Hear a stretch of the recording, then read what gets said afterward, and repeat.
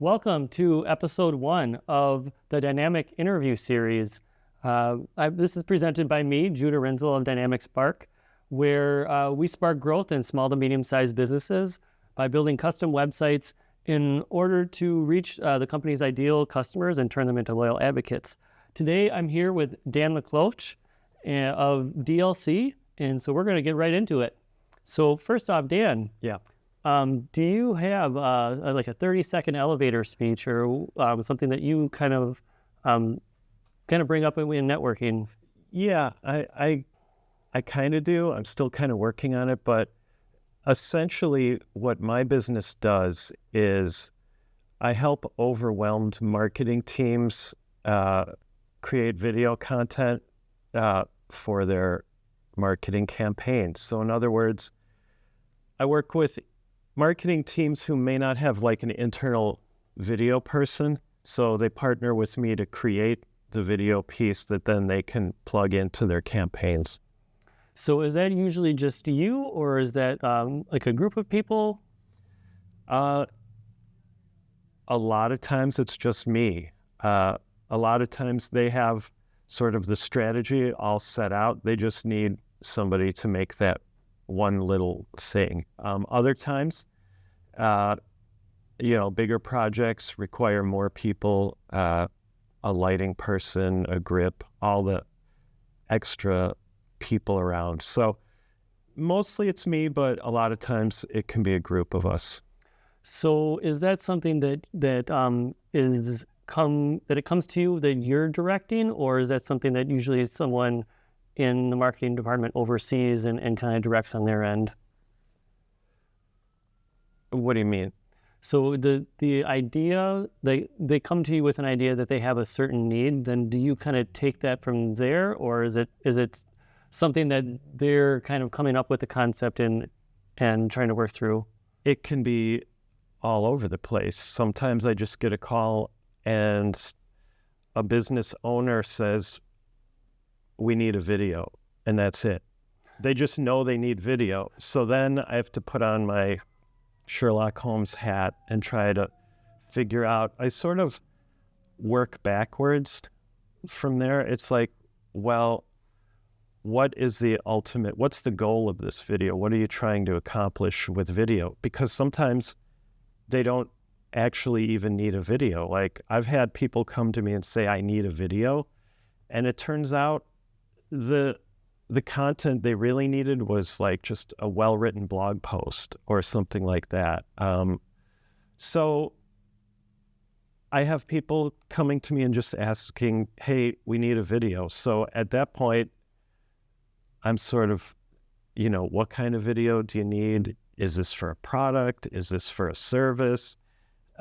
Who's the audience? Like all the questions. And then through that back and forth, I can sort of determine sort of the vibe and the feel of the video, and then I start pitching ideas, and eventually we land on something. Other times, like I was saying with marketing teams, they'll have it all. They'll have the script written, they'll have the location, they'll have everything, and they just need me to come in, shoot it, and edit it for them and deliver the final product back to them. So I was interpreting kind of what you were saying in the beginning, and it sounds like there may be some education involved from what you do versus what the client needs. Is that something that you're running into a bit when you're working maybe with, my guess would be smaller companies that don't have marketing departments? Yeah, typically when I do work directly with like a small business owner, again, they're on social media like we all are. They see that video content is like dominating the feeds now. And so they get the idea like, oh, I need a video. And then they just start looking, okay, who does video? Well, let's call Video Dan. So from there, right. So I have to do a lot of detective work to figure out, number one, do they even need a video at all? But then what kind of video? What's the vibe? Is it going to be funny? Is it going to be educational? Is it going to be a mixture of both of those things? And I also make recommendations too, because sometimes somebody will come to me and say, you know what, we need a video. And I think it should be about 15 to 20 minutes long. And I just have to break the bad news to them that most likely not, your audience isn't going to sit through a 20-minute video about the service you provide. So we usually end up, typically for the marketing videos that I do, I'd say the ballpark is they end up being around 2 minutes, 2.5 minutes. Sometimes a little bit longer if there's more information, sometimes really, really short. So you kind of talked about some of the services that you offered. Are there additional services that you offer in multimedia? And then is there a certain industry or a certain type of person that you feel like you serve best? So the first Sorry, I got distracted by my microphone. I want to make sure we're getting good audio. First one is, are there other, like, the gambit of what are the services that you offer? Like, you kind of spoke about doing some of the video stuff. Could you kind of go into depth or kind of explain the services that you may not have mentioned? I mean, the main service, generally what I do is just, and I've always done it, I make video. I mean, it's more about where the video is being placed, but so, I mean, people can hire me if they just need an idea. Like, basically, I could be plugged into any part from the beginning to the end of a video. You know, there's a lot of things that go into making a video. There's the pre-production phase, which is like script writing, ideation, scouting locations, like everything that happens before you get behind the camera and press the record button. So if people need ideas in that pre-production space, I can do that. And then if they want to just take it from there and run with it, they can do that. Or sometimes they get plugged in the production phase, which is more of the videography side, like setting up a shoot, being the person behind the camera, setting up the lights, putting on the microphones for everybody, that kind of thing, making sure the shots look good. So I've been hired just to run a production like that.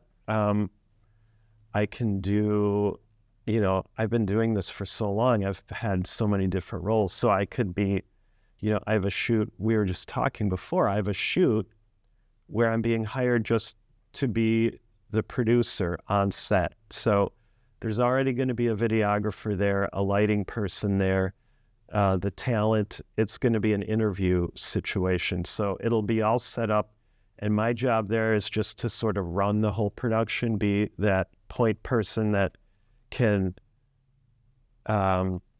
be that link between the people who are being interviewed, because sometimes people get a little nervous when they get interviewed. So sort of I'm there to do client relations and to just, like I said, run the whole thing. So there's that. Then there's the post-production. Sometimes I just get hired to edit something. Sometimes somebody will just reach out and say, you know, I have a whole bunch of footage. I'm just going to send it to you, and could you turn it into something? Sometimes I just get hired for art direction, which is sort of the look and feel of the video. So that comes down to like what the graphics are going to look like, what the lower third titles under people are going to look like. And then sometimes I just get hired for like a specific kind of post-production is called motion graphics. So motion graphics are animation. Sometimes like for explainer videos or something, somebody has a concept, a script. They just need somebody in post-production essentially to edit this animated explainer video. So like, that might be the world's longest answer, but like because I've done all these things during my whole career, I can be plugged in or I can take you from the starting line to the finish line. I could do all that stuff. I could do part of that thing. I could be a part of a team. I could run a team, like all that stuff.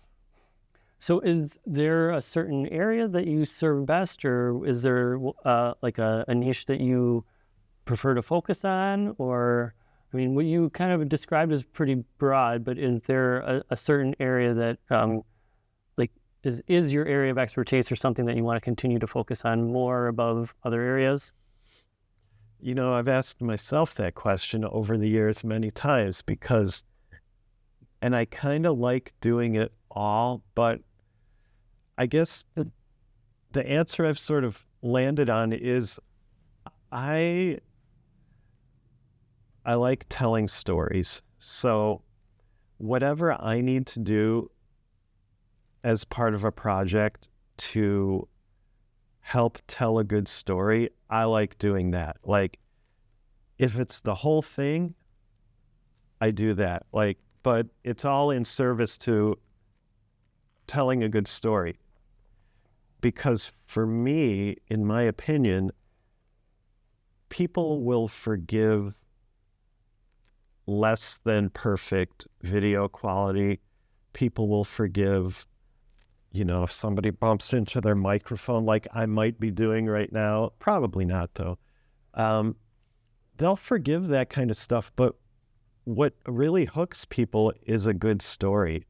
And stories can be told in many different ways. So like an animated explainer video is a great storytelling video, but it's way different than doing like a live interview, you know, visually, conceptually. But the thing that runs through all these things is that story. So if I can help tell a story through visual media, and it includes video, that's what I love doing. Awesome. And I think we connected previously and talked about StoryBrand. Is that something that you try to incorporate at all, like the StoryBrand framework in any pieces in your type of work? Yeah. I mean, it's always smart to include marketing stuff like that. I mean, if I am being hired to promote a company's product or service, I want to include those important marketing sort of, how do I say, like landmark pieces along the way that helps a prospective client or a buyer like make their way to that purchase. You know, some marketing videos that I do are just to sort of get a business recognized, you know, and then I don't know, we talk about funnels a lot in the marketing world. So that would be like just introducing a company to the audience would be like a top of the funnel thing, you know, or there's other more specific sort of bottom of the funnel things just to get somebody that one little across the goal line to make that purchase. Like, can I tell one more story that really connects with the customer and has them purchase this product or service over like a competitor's product or service? Did that answer your question? Yeah. Okay. Yeah, for sure.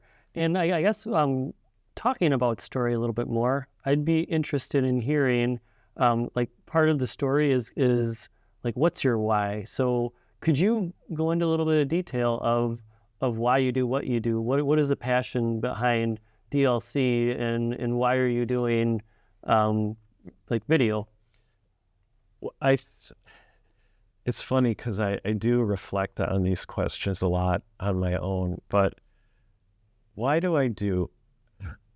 I discovered when I was about 20 years old that I loved telling stories through the medium of video.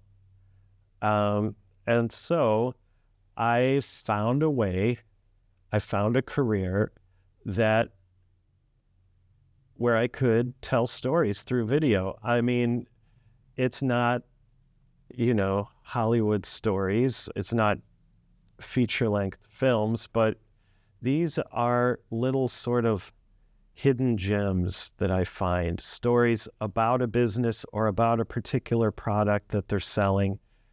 And I love being able to sort of connect the business to the customer just through telling a story. I mean, stories are very powerful things. And I'm just happy. I've always sort of identified as like a helper. I like helping. I like being a team player. I like helping businesses who may not know how to share the story of their service or product and help them do that and deliver that message to their clients or customers. So to, I guess, answer your question, I've always loved making videos and telling stories, and I just so happened to figure out a way to do it that puts food on the table, which is important. Were there any maybe misleads or in your career direction to like something that you went in one area and then something that brought you back to video, or is it always like you started out in video? It's always been video, but it's been, I mentioned pre-production, production, post-production. At different phases of my career, I've been more sort of interested in, like when I first started, when I was 20, I was really excited about editing. It was just something that was like, as an editor, you sort of have you're the last person to touch a project before it gets sent out the door. And I liked that. I liked being able to cut up and chop up video and place it in a particular order that would elicit a certain emotion from the audience, whether it be something funny to make somebody laugh, or something to get somebody angry, or something to tug on the audience's heartstrings a little bit. So that was my first love, was editing. Then shortly after that, I sort of fell in love with television writing. I went to school and got my bachelor's degree in television production with an emphasis on television writing. So whether it's writing for sitcoms or writing for like documentary scripts, any kind of pre-production writing, I really got into that. Shortly after I graduated, I discovered motion graphics. So I jumped from post-production to pre-production, back to post-production. I was really loving like special effects and compositing and animation. And I always wondered, like, how do they do all that? And I got to learn how to do all that. So then I was in love with that.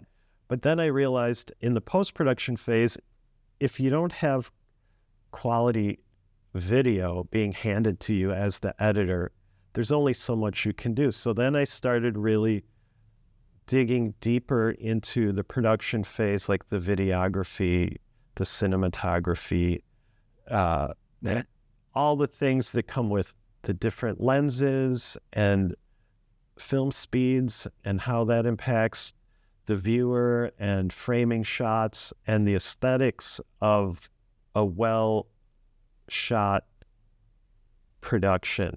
So at that point, like, I had the whole sort of spectrum covered. So it's always been video, and I've never gone away from video. But what I will say is, like, I've been in love with different parts of the process at different times in my career. And now at this point, I'm mostly getting hired by smaller or medium-sized businesses to be sort of that go-to person who can do all of it from soup to nuts, as they say. Yeah. So Was there a transition from corporate to DLC, or how long have you been doing DLC for?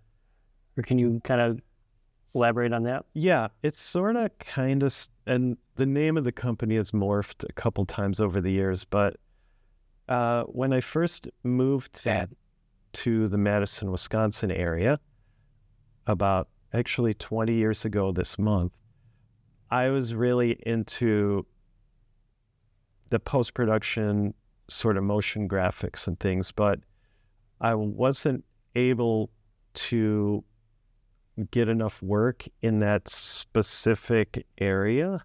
Okay. So I was doing freelance projects here and there. I actually hooked on with a PR firm for many years in the Madison area. And then I think in about 2010, they started downsizing their creative department. So myself, along with a lot of like graphic designers and web designers, we all got released from this company. And that's really when my business went full-time. So I've been doing DLC for 15 years now. It's interesting, like a change in your full-time position opened up, like being let go opened up an opportunity for you to kind of go more full steam on what it is that you're truly into and kind of pursue your passions. I kind of had a similar shift in starting my business as well. So yeah, it's kind of interesting. Yeah, it was, like I said, it was something I was doing, like just little side freelance projects here and there under the umbrella of DLC. But so it was easy when I got let go from my day job to sort of turn up the, I don't know what metaphor I'm going for here. This is like a stove knob. I'm turning up the heat on, I went from doing a little bit to like full-time, just getting out there, meeting people, explaining what visual storytelling could do for their brand or business. And how was that transition? Scary, because I had about 30 days to figure it all out before the money was going to run out. I mean, to be frank. For sure, yeah. But through the sort of relationships I had built, I got a referral to my first project on my own. And actually that client is still with me today, 15 years later. Oh, wow, that's awesome. So through referrals and just networking and a little bit of outreach in the sales department, I've been able to have a consistent business for 15 years. Are there ups and downs? Of course. And that was kind of another thing. When I got let go from the PR company, I was going out, I was not only sort of ramping up my business, but I was still sort of going out on interviews and stuff, talking to other companies who were looking for videographers and web designers and all that kind of stuff. I was kind of doing a lot of stuff at that time. And I found it honestly restricting to work for a company, because when you work for a company, you're not really the final decision maker when it comes to even like what kind of cameras you have access to. Like typically they'll get a recommendation of a camera, the company just goes out and buys a camera, and then you have to use that camera, even though you know in your heart as an expert that they should have purchased this other camera. It's way better, like that kind of thing. So I felt very restricted in the equipment that I could use, which affected, like I said, the quality of the footage that I could edit. Additionally, I wasn't really finding, it just felt like being a videographer in-house for a company felt like there wasn't a lot of room like to expand or move up in the company. It seems like that you're just the guy. Right. So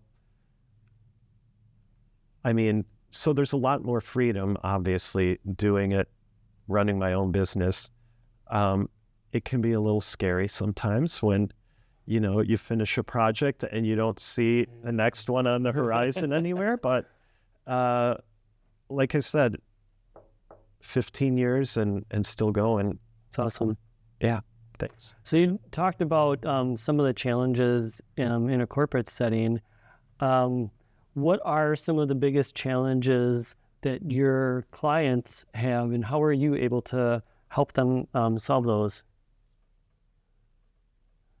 One more time. So what are the biggest challenges that your clients come to you with, and how are you able to solve those? Biggest challenges. Well,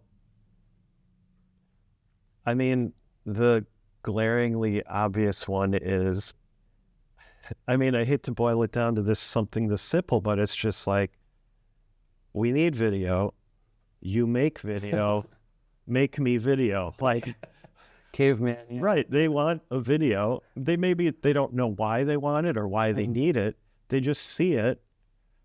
It touched them. Like maybe they went to a competitor's website or social media and they saw video content and they were like, it hooked them. So, it's a light bulb moment. Like, we need to be doing this for our customers to connect with our clients. And so it's as simple as that. Like, that's the biggest obstacle, is getting them from having that thought that they need video to the end point where I'm delivering the video that then they can put up on their YouTube channel or social media. That's typically where my stuff ends up. A fewer times it'll be like, sometimes people hire me to do like Facebook ads, pre-roll for like, if you don't have premium Hulu, which I don't, we're still seeing shots like my videos have ended up there as ads for businesses and things like that. So, but it's all marketing and it's all sales with a little bit of story mixed in because the videos are being seen by human beings. And so human beings love story. So I want to connect through that way. And I love doing that, as I mentioned earlier. So, yeah. Are there any misconceptions that potential clients have when they come to you, whether that's time frame for turnaround or what's all involved or anything else that you kind of experienced? I don't know if I have any specific examples, but what I will say is earlier in my career, what I've sort of learned over the years is to not only make a great video, but also to manage a customer, like a client's expectations. Like, I'm very upfront. I'm an open book. Like, I'll tell people, like, sometimes if I have an opportunity and I have a couple days available and they need a quick turnaround, I can do that. But I'll be honest, like, if my calendar's booked and I can't get to it for a week, I'll let them know, So I think it's just having a good line of communication with my clients so they understand what to expect when we get across the finish line. Like, how long will it take? What will the finished thing look like? What will it accomplish? Okay. Are there any industries, trends that you're seeing that are becoming more popular, or anything that you're kind of adapting in your business? Again, it's always going to come down to story for me. So, like, trends come and go. Mm-hmm. Right now, something that a lot of people are doing, and to be honest, it's kind of annoying to me, but I don't know how. Like, when you see a social media video and they have subtitles underneath, subtitles are fine because some people are going to watch a video without the sound on. However, like the subtitles that are like popping like that is so distracting to me as a viewer. I'm not even like looking at the person's face anymore. I'm just like looking at the bottom of my phone at the reading along to the words. So to me, that sort of defeats the purpose of video, because part of the magic of video is you get to see the person's face. Right. There's a lot of facial expressions that have unspoken, it's an unspoken language. Your whole face is doing this thing while you're talking. You know, even me here right now talking with my hands, it's this whole thing that's getting lost if you're not like looking at the person who's actually speaking into the camera and you're focused down at those poppy subtitles. But I can't seem to convince anyone not to do those. It's a trend. It's happening right now. Maybe I'll have to do a blog post about it. Can you share a recent success story for one of your clients? Well, I know that I know it's a successful project when I show it to the client and it really, like, if I can hook the client, like if they're like, sometimes I'll deliver a video and I sort of laugh about this. I get, I have to clear my throat. Hang on. Getting a little choked up telling this story. I make people cry, honestly. Like when I deliver a video, and a lot of times, like I do a lot of stuff for nonprofit organizations. There are a million awesome stories to a nonprofit. Stories that'll just grab your heart and just hold on to it. So success to me is when I deliver a video to a client, I get an email immediately like, oh my gosh, this was so great. Everyone in the office was crying when they watched it, things like that. Then I know that I've successfully told that story in a way that's really connected emotionally on a deep human level. And I'm going to like say this until my retirement day is like, that's the thing you want, like to just grab a hold of somebody, to hook them, to keep them interested in a very human way. And I love telling stories that grab people by the heart. So success is when I deliver a piece of content that really connects with the audience emotionally.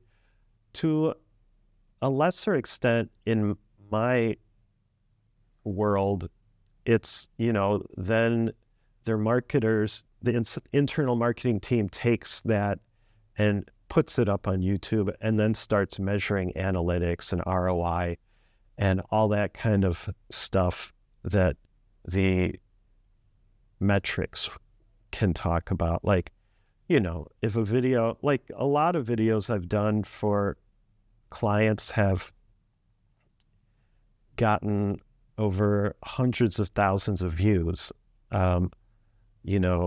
hundreds of little thumbs up, like the vanity metrics and things like that. So they're getting a lot of engagement on social media.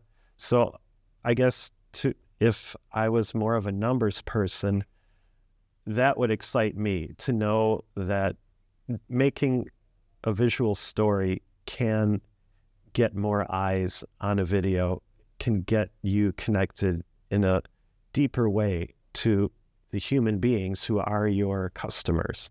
Okay. Do you have a favorite project or something that you've done recently that has really resonated with you? Last summer it was for a nonprofit. I believe they're called Riding in the Moment. Okay. It's an equine therapy service for people with dementia. And It was such a beautiful story. Like when I had my first meeting, I knew right away it was going to be like this beautiful story. I just needed to capture the footage and cut it together to tell that story.